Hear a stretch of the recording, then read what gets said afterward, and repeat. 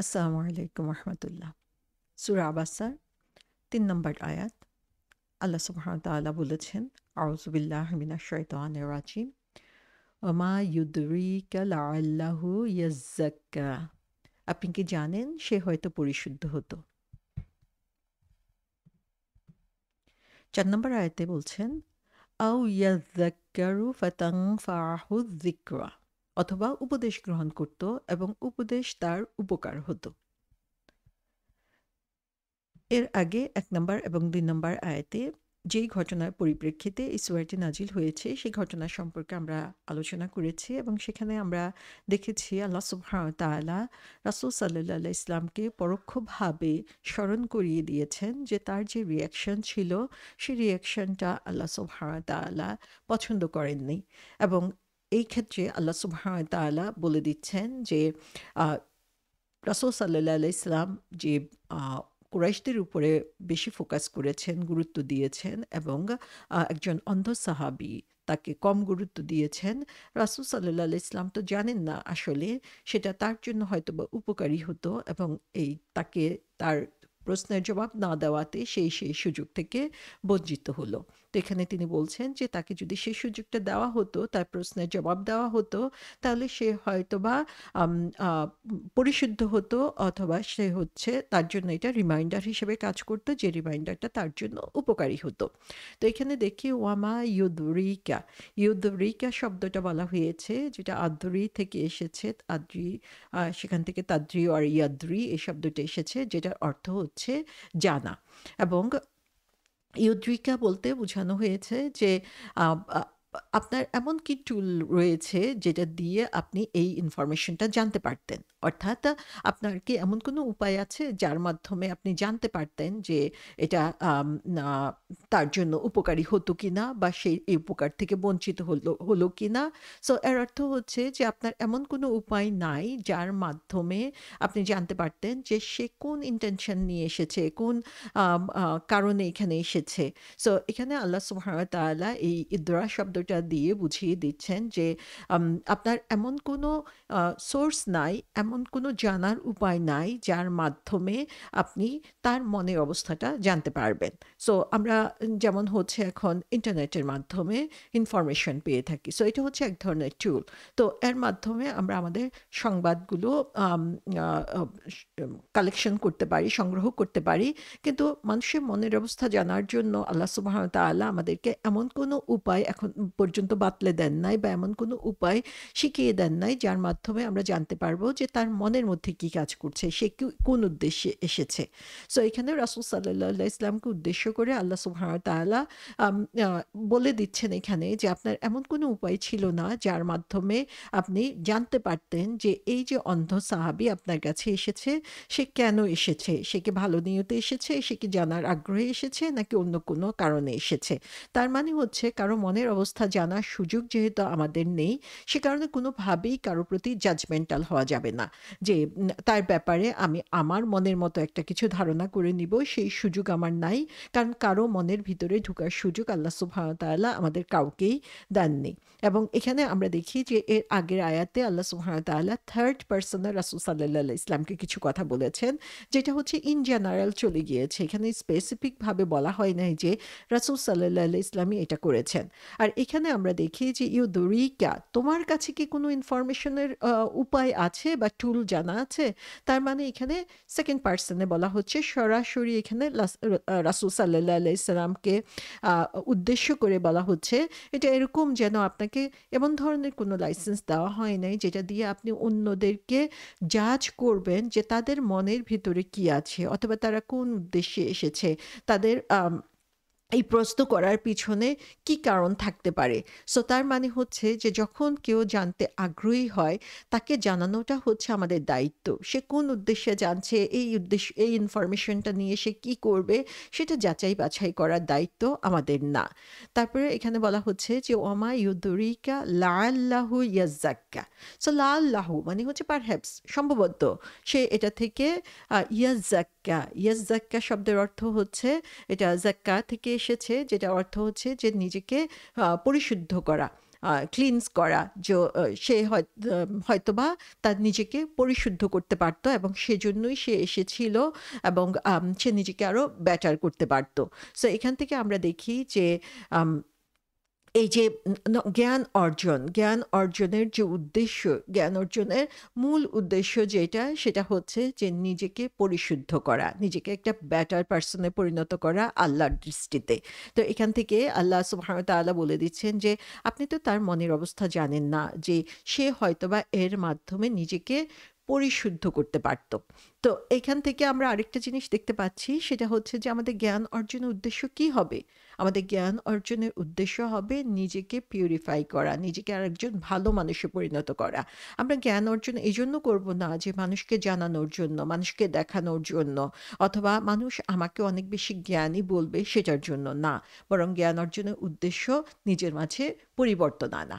এখানে আমরা দেখি ইয়াজ্জাক্কা, এইখানে ২ টা লেটারই হচ্ছে মার্জ হয়ে গিয়েছে, ২ টাতেই হচ্ছে সাদ্দা তাসদিদ ব্যবহার করা হয়েছে।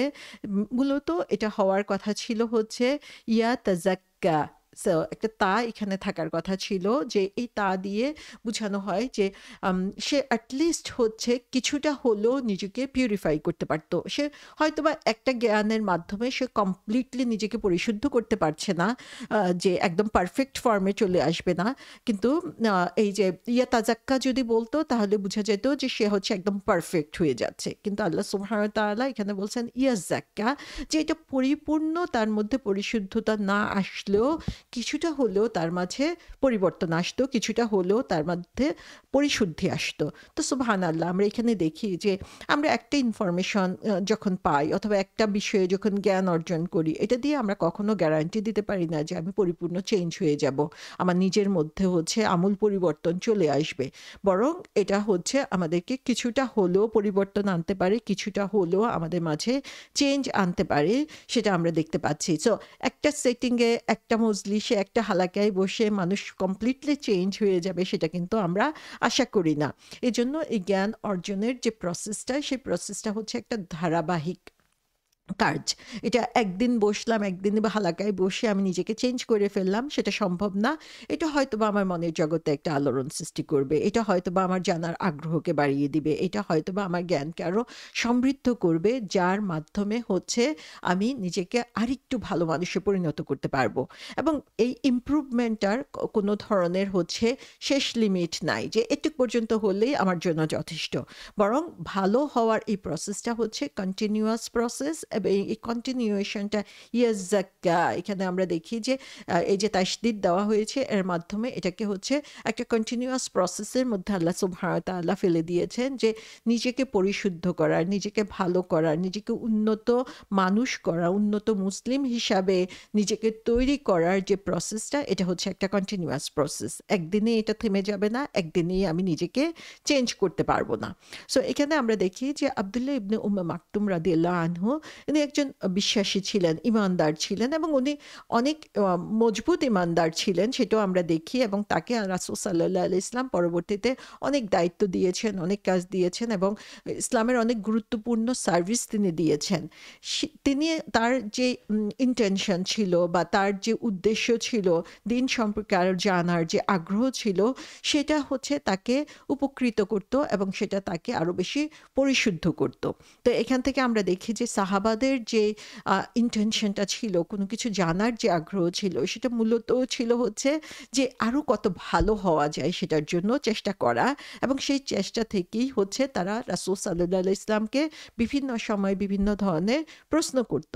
সো এই যে প্রশ্ন করার মাধ্যমে জানার আগ্রহ প্রকাশ করা, এটাও আমরা দেখি যে আল্লাহ সুবহানাহু ওয়া তাআলা পছন্দ করেন। সো এর মাধ্যমে আল্লাহ বলছেন যে এই যে সে প্রশ্ন করেছে, এই যে তার মধ্যে জানার আগ্রহ হয়েছে, এর মাধ্যমে আল্লাহ সুবহানাহু ওয়া তাআলা তার অন্তরকে উন্মুক্ত করে দিয়েছেন, এবং তার মাধ্যমে হয়তোবা তার অন্তরটা আলোকিত হতো, নিজের অন্তর আলোকিত হতো, এবং অন্যদেরকেও সে এর মাধ্যমে আলোকিত করত। সো এই যে প্রশ্ন করা, জানার চেষ্টা করা, জানার আগ্রহ, সেটা মূল উদ্দেশ্য হতে হবে আমাদের নিজেদের পরিবর্তন, এবং সেটাই আমরা এই আয়াতের মধ্যে দেখতে পাচ্ছি। এবং তারপরে আয়াতে বলা হচ্ছে আও ইয়াযাক্কারু ফাতানফাহু যিকরা, যে এখানে ইয়াজ্জাক্কার শব্দটা বলা হয়েছে। ইয়াজ্জাক্কার অথবা, যে আও মানে হচ্ছে অথবা, সেটা তাকে পরিশুদ্ধ করত, অথবা এটা তার জন্য হচ্ছে রিমাইন্ডার হিসেবে কাজ করত। সো রিমাইন্ডার মানে হচ্ছে যে জিনিসটা আমাকে অলরেডি, আমি যে জিনিসটা জানি সেটা স্মরণ করিয়ে দেওয়া। রিমাইন্ডার কিন্তু এটা না যে আমি নতুন করে কিছু শিখছি। তাহলে একটা জিনিস হচ্ছে যে আমি নতুন করে জ্ঞান অর্জন করলাম, সেটার মাধ্যমে নিজেকে পরিশুদ্ধ করলাম। আরেকটা উপকার আমরা দেখতে পাচ্ছি এর মাধ্যমে, সেটা হচ্ছে যে এটা আমি জানতাম আগে থেকে, কিন্তু জানলেও আমরা ভুলে যাই, জানলেও সেটা গুরুত্ব অনেক সময় আমাদের মধ্য থেকে হ্রাস পায়। সো এর মাধ্যমে হচ্ছে সে নিজেকে আবার স্মরণ করিয়ে দেওয়া। এবং এটা বলা হচ্ছে যে ইয়াজ্জাক্কারু, যে এখানেও আমরা দেখি তাশদিদ ব্যবহার করা হয়েছে। তাশদিদ ব্যবহার করে বোঝানো হচ্ছে যে এই যে স্মরণ করার যে প্রসেসটা, এটা হচ্ছে প্রচুর পরিমাণে, যে সে এটা তাকে অনেক বেশি স্মরণ করতে সাহায্য করত। এবং ফাতান ফাহু জিকরা, সো এই যে ফাতান ফাহু, না ফা শব্দটার অর্থ হচ্ছে উপকৃত করা, যে এটা তাকে উপকৃত করতে পারত তার জিকরের জন্য। সো আর জিকরা শব্দটা এখানে দেখি যে জিকরের যে মোবালাগা মানে হচ্ছে যেটাকে অনেক বেশি পরিমাণে বলা হয়ে থাকে, সেটা বোঝানোর জন্য এই তাশদিদটা এখানে ব্যবহার করা হয়েছে। এই ফর্মটাই হচ্ছে জিকরা ফর্মটা, যেটা র ইয়া দিয়ে যেভাবে বলা হয়েছে, এটা বোঝানো হচ্ছে যে অনেক বেশি পরিমাণে স্মরণ করা। এটা হচ্ছে একটা পাওয়ারফুল রিমাইন্ডার, যে এটা খুব ছোটোখাটো কোনো রিমাইন্ডার না, এটা খুব স্ট্রং একটা রিমাইন্ডার। সেই রিমাইন্ডারটা হচ্ছে তার জন্য এটা স্ট্রং রিমাইন্ডার হিসেবে কাজ করতো। সো আমরা জানি যে কোরআন ইটসেলফ হচ্ছে একটা পাওয়ারফুল রিমাইন্ডার। কোরআন ইটসেলফ হচ্ছে আমাদেরকে স্মরণ করিয়ে দেয় যারা হচ্ছে এটা থেকে উপকৃত হতে চায়। তার মানে আমরা এখানে দেখতে পাচ্ছি এই যে মানুষকে স্মরণ করিয়ে দেওয়া, মানুষকে বারবার বলা, মানুষের সামনে বারবার কোরআন এবং দ্বীনের কথা উপস্থাপন করা, এই রিমাইন্ডারটার মধ্যে কি আছে? এই রিমাইন্ডারটার মধ্যে হচ্ছে উপকার আছে। সো এখানে জিকরা শব্দটা দিয়ে যে আল্লাহ সুবহানাহু ওয়া তাআলাকে স্মরণ করা প্রচুর পরিমাণে, সেটা এখানে বোঝানো হয়েছে। এবং এখান থেকে এটাকে আমরা আরেকটা অর্থে আমরা দেখতে পাই, জিকরা শব্দের অর্থ আরেকটা হচ্ছে উপদেশ, অ্যাডভাইস বোঝানোর জন্য, এবং এর মাধ্যমে যে সেটা তার জন্য অনেক বড় একটা উপদেশ হতে পারত। সো আল্লাহ সুবহানাহু ওয়া তাআলা বলছেন এখানে যে এই যে সে প্রশ্ন করেছে, তার প্রশ্নের জবাব যদি দেওয়া হতো তাহলে সেটা তাকে পরিশুদ্ধ করতে পারত, অথবা সে এটা থেকে একটা রিমাইন্ডার পেত, যে রিমাইন্ডারটা হতো তার জন্য অনেক বেশি উপকারী। সো এই জিকর হচ্ছে রিমাইন্ডার, এবং জিকরা হচ্ছে জিকর হচ্ছে কোনো কিছু স্মরণ করা, আর জিকরা বলে সেটাতে আরও বেশি এমফাসিস দেওয়া হয়েছে, গুরুত্ব দেওয়া হয়েছে। সো এখানে আমরা দেখি যে রাসূল সাল্লাল্লাহু আলাইহি সাল্লাম যখন কারোর সাথে কথা বলেন, তাহলে সেটা শুধুমাত্র একটা রিমাইন্ডার না, বরং এটা একটা পাওয়ারফুল রিমাইন্ডার। রাসূল সাল্লাল্লাহু আলাইহি ইসলামের কথাগুলো মানুষের মনে এভাবে দাগ কাটে যে সেটা তার জন্য অনেক বেশি উপকারী হয়ে থাকে। এবং এখানে রাসূল সাল্লাল্লাহু আলাইহি ইসলামকে বলা হয়েছে যে যদি আপনি কিছুটা হলেও তাকে এই রিমাইন্ডারটা দিতেন, কিছুটা হলেও তার এই যে প্রশ্নগুলো রয়েছে সেগুলোর জবাব দিতেন, তাহলে সেটাই তার জন্য অনেক বেশি উপকারী হতো। এবং যে হচ্ছে আসলে জ্ঞান অর্জন করতে চায়, যার এটা জানার আগ্রহ রয়েছে, তাকে যখন আপনি সেই জ্ঞান অর্জনে সাহায্য করেন, তাকে হচ্ছে এই পুরানো কথাই আবার মনে করিয়ে দিচ্ছেন, সেটা তার জন্য অনেক বেশি উপকারী হয়ে থাকে। সো এখানে আমরা দেখি যে এই সাহাবী হচ্ছে নিজে থেকে জানতে এসেছিলেন, তিনি নিজে একটা like he put effort there to remember. So তার নিজের একটা এফোর্ট এখানে ছিল, এবং আল্লাহ সুবহানাহু ওয়া তাআলা এই এফোর্টটাকে, সে যে আগ্রহ করে এই জানার জন্য এগিয়ে এসেছে, এই জিনিসটাকে আল্লাহ সুবহানাহু ওয়া তাআলা কীভাবে অ্যাপ্রিসিয়েট করেছেন এখানে, যে তার এই এগিয়ে আসাটাই হচ্ছে আল্লাহ সুবহানাহু ওয়া তাআলার অনেক বেশি পছন্দনীয়। সো এখানে আমরা দেখি যে আল্লাহ সুবহানাহু ওয়া তাআলা কোরআনে হচ্ছে বিভিন্ন স্ট্র্যাটেজি ফলো করে থাকেন, এবং সেই স্ট্র্যাটেজির মধ্যে একটা স্ট্র্যাটেজি হচ্ছে মানুষকে গাইড করার জন্য, সেটা হচ্ছে রিমাইন্ডার। এবং মানুষ হিসাবে আমাদের প্রতিনিয়ত এই রিমাইন্ডারের দরকার হয়। দেখা যায় যে অনেক সহজ কথা অথবা অনেক গুরুত্বপূর্ণ কথা। আমি জানি এটার অনেক বেশি গুরুত্ব আছে, কিন্তু আমরা কাজের চাপে বিভিন্ন ঝামেলায় সে জিনিসটা ভুলে যাই। সো রিমাইন্ডার হচ্ছে আমাদের জন্য অত্যন্ত গুরুত্বপূর্ণ, এবং শুধু আমরা জানলাম একটা জিনিস সেটাই কিন্তু আমাদের জন্য যথেষ্ট না। বরং সেটা যখন রিমাইন্ডার দেওয়া হয় তখন সেটা আসলে পজিটিভ এনকারেজমেন্ট হিসেবে কাজ করে, এবং সেটা মানুষের ব্যবহারের মধ্যে আসলে চেঞ্জ আনে। যে আপনি একটা জিনিস জানেন, খুব ভালোভাবেই জানেন জিনিসটা, কিন্তু সেই জিনিসটার গুরুত্ব হয়তো আপনার কাছে তখন পর্যন্ত সেভাবে উপস্থাপিত হয় নাই, যখন আরেকজন আপনাকে বলবে যে হ্যাঁ, এই জিনিসটা খুবই গুরুত্বপূর্ণ। যেমন রমজান মাস শেষ হয়ে গেল, রমজান মাসের পরে শাওয়ালের ৬ রোজা রাখা গুরুত্বপূর্ণ, সেটা আমরা জানি। কিন্তু আপনাকেই যখন আরেকজন বলবে যে শাওয়ালের ৬ রোজা কি রেখেছো? তুমি কি জানো এই শাওয়ালের ৬ রোজা রাখলে রমজানের পরে পুরা বছরের রোজার সোয়াব হয়ে যায়? ঠিক সেটাই তখন দেখা যাবে যে আমার জন্য একটা রিমাইন্ডার হিসেবে কাজ করবে, এবং জানা জিনিসটার উপরেই তখন আমার ফোকাস বেড়ে যাবে। আমি সেটার উপরে গুরুত্ব দিব এবং সেটাকে বেশি, বেশি করার জন্য চেষ্টা করব। সো রিমাইন্ডার হচ্ছে আমাদের সবার জন্য অত্যন্ত উপকারী। এটা আমাদের যে জ্ঞান, অর্জিত জ্ঞান রয়েছে, সেই অর্জিত জ্ঞানটাকেই আবার রিভাইভ করে, আবার জাগিয়ে তুলে, আবার আমাদের স্পিরিটটাকে বাড়িয়ে দেয়। সো ডেইলি রিমাইন্ডার সেজন্য আমাদেরকে আমাদের যে গোল, সেই গোলে পৌঁছাতে হেল্প করে।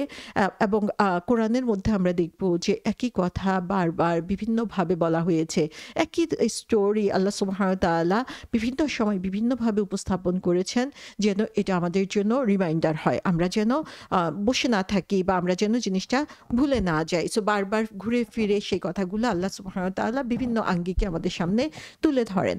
সো রিমাইন্ডার আমাদের ব্যক্তিগত জীবনের জন্য, আমাদের ধর্মীয় জীবনের জন্য অত্যন্ত গুরুত্বপূর্ণ। দেখা যাবে যে আমাদের ডেইলি লাইফেও এটা অনেক বেশি উপকারী। যখন রিমাইন্ডার দেওয়া হয়, জিনিসটা মনে হয় আমাদের করার গুরুত্ব বেড়ে যায়, এবং আমরা আরো বেশি সিনসিয়ারলি জিনিসটা করার জন্য চেষ্টা করি। সো এখানে আমরা দেখি যে যখন মানুষ হচ্ছে নিজে হচ্ছে কিছু কারণে হচ্ছে মানুষ এই রিমাইন্ডার থেকে উপকৃত হয় না। যখন রিমাইন্ডার দেওয়া হচ্ছে কিন্তু তারপরেও সে এটা থেকে খুব বেশি লাভবান হচ্ছে না, তার কয়েকটা কারণ রয়েছে। তার মধ্যে একটা হচ্ছে যে সে কেয়ারলেস, অথবা সে হচ্ছে নিজেকে অনেক বড় মনে করে, অ্যারোগেন্ট মনে করে।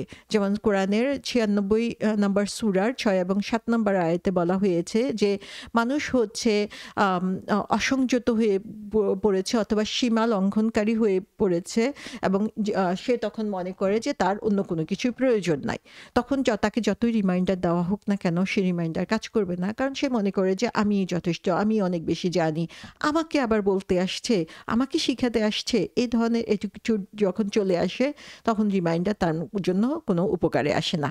সেকেন্ড যে জিনিসটা দেখা যায় সেটা হচ্ছে যে শয়তানের যে ওয়াসওয়াসা, সেই ওয়াসওয়াসা তাকে এমনভাবে কাভার করে ফেলে যে সে তখন আর সেই রিমাইন্ডার থেকে উপকৃত হতে পারে না।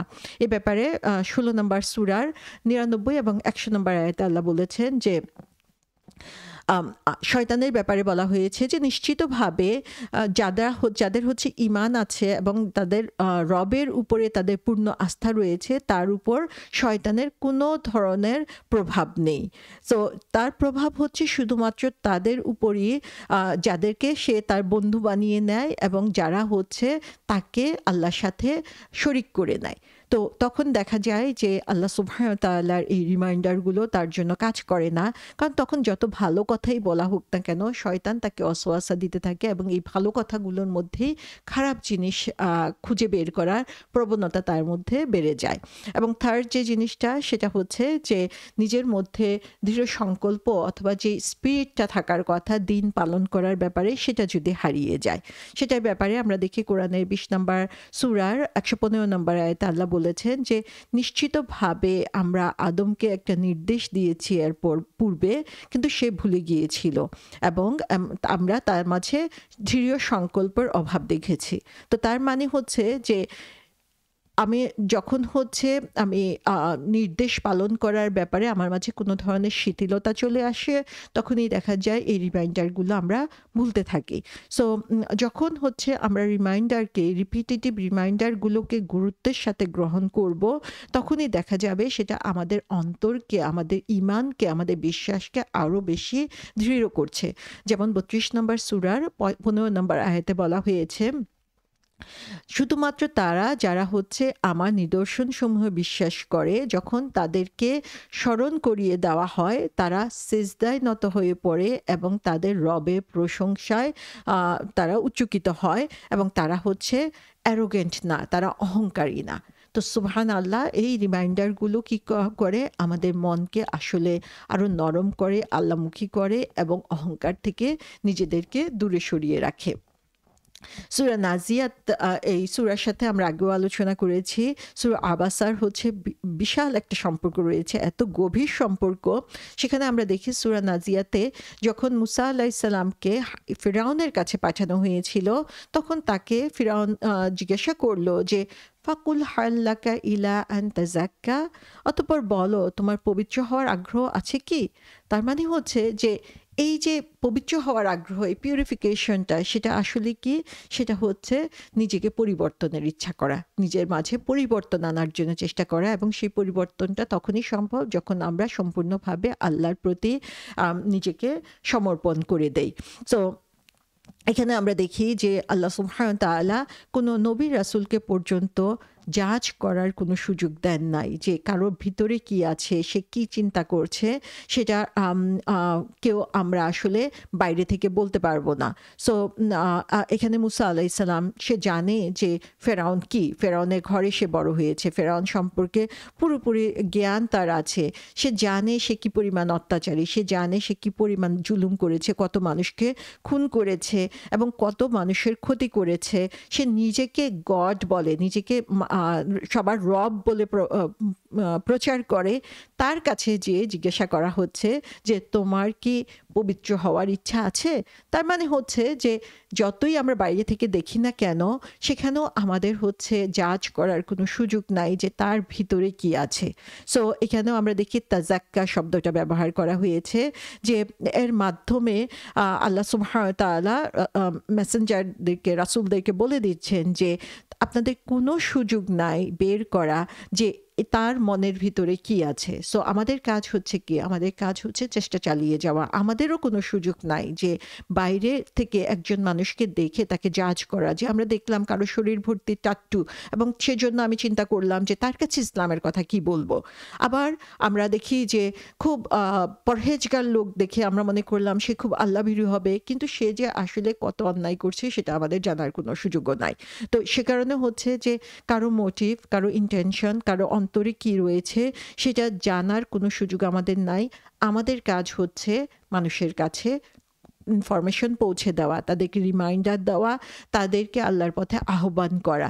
বাকি কাজ হচ্ছে আল্লাহ সুবহানাহু ওয়া তাআলার দায়িত্ব। সো এখানে আল্লাহ সুবহানাহু ওয়া তাআলা আমাদেরকে যে স্পিরিচুয়াল একটা গাইডেন্স এখানে দিচ্ছেন, সেটা হচ্ছে যে মানুষের তার জীবনে তার পরিস্থিতি কি, তার অবস্থান কি আমরা জানি না। সে একজন গরিব হতে পারে, সে অন্ধ হতে পারে, সে হচ্ছে অন্য সবার চেয়ে কম হচ্ছে তার রিসোর্স থাকতে পারে, কিন্তু তাকে আল্লাহ সুবহানাহু ওয়া তাআলা যে গিফটটা দিয়েছেন, সেই গিফটটা হচ্ছে তিনি অ্যারোগ্যান্স এবং সেলফ সাফিসিয়েন্সি থেকে মুক্ত, এবং তার মধ্যে জানার আগ্রহ আছে, এবং সেই জানার আগ্রহের কারণেই তিনি আগ্রহের সাথে হচ্ছে এখানে রাসূল সাল্লাল্লাহু আলাইহি ইসলামের কাছে এসে প্রশ্ন করেছেন এবং জানতে চেয়েছেন। সূরা কাহফে আল্লাহ সুবহানাহু ওয়া তাআলা বলেছেন ২৮ নম্বর আয়াতে, আপনি নিজেকে তাদের সংসর্গে আবদ্ধ রাখুন যারা সকাল ও সন্ধ্যায় তাদের পালনকর্তাকে তার সন্তুষ্টি অর্জনের উদ্দেশ্যে আহ্বান করে, এবং আপনি পার্থিব জীবনের সৌন্দর্য কামনা করে তাদের থেকে নিজের দৃষ্টি ফিরিয়ে নেবেন না। যার মনকে আমার স্মরণ থেকে গাফিল করে দিয়েছি, যে নিজের প্রবৃত্তি অনুসরণ করে এবং যার কার্যকলাপ হচ্ছে সীমা অতিক্রম করা, আপনি তার আনুগত্য করবেন না। তো এখানে আমরা দেখি যে রাসূল সাল্লাল্লাহু আলাইহি ওয়াসাল্লামকে আল্লাহ নির্দেশ দিচ্ছেন যে কাদের সাথে চলাফেরা করতে হবে এবং কাদের থেকে দূরত্ব বজায় রাখতে হবে এবং কম গুরুত্ব দিতে হবে। এবং এখানে আমরা দেখি যে আল্লাহর সন্তুষ্টির জন্য যারা কাজ করে তাদের প্রতি হচ্ছে আমাদের মূল ফোকাস থাকবে এবং তাদের জন্যই হচ্ছে আমাদের সমস্ত ধরনের চেষ্টা এবং তদবির থাকতে হবে। অন্যদের জন্য আমরা চেষ্টা করব, কিন্তু সবচেয়ে বেশি আগ্রহ, সবচেয়ে বেশি গুরুত্ব থাকবে যারা আগ্রহী তাদের ব্যাপারে। এখানে আমরা দেখি যে ৩ নম্বর এবং ৪ নম্বর আয়াতে ২ টা শব্দ বলা হয়েছে এবং এই ২ টা শব্দের মাধ্যমে আল্লাহ সুবহানাহু ওয়া তাআলা ২ ধরনের উপকারের কথা বলেছেন। একটা হচ্ছে ইয়াজ্জাক্কা শব্দের অর্থ আমরা দেখেছি যে যেটা তাজকিয়া থেকে এসেছে, যে কাউকে পিউরিফাই করা। এটা হচ্ছে তার স্পিরিচুয়াল বেনিফিট, যে স্পিরিচুয়ালি তাকে ইমপ্রুভ করা। আবার আরেকটা হচ্ছে ইয়াজ্জাক্কার, যে তাজকিরা শব্দ থেকে এসেছে, এটার মানে হচ্ছে স্মরণ করিয়ে দেওয়া। সো এখানে আমরা দেখি যে একটা হচ্ছে আমাদের আত্মিক পরিশুদ্ধির জন্য দরকার, আরেকটা হচ্ছে জ্ঞান যেটা আমাকে সেই আত্মিক পরিশুদ্ধির দিকে নিয়ে যাবে। সো এখানে ইয়াজ্জাক্কা এবং ইয়াজ্জাক্কারু এই দুইটার মাধ্যমে আল্লাহ সুবহানাহু ওয়া তাআলা ২ ধরনের উপকারের কথা বলেছেন, যে জ্ঞান অর্জনের মাধ্যমে আমরা এই ২ ধরনের উপকার পেতে পারি এবং এই ২ ধরনের উপকারই হচ্ছে আমাদের জন্য দরকারি।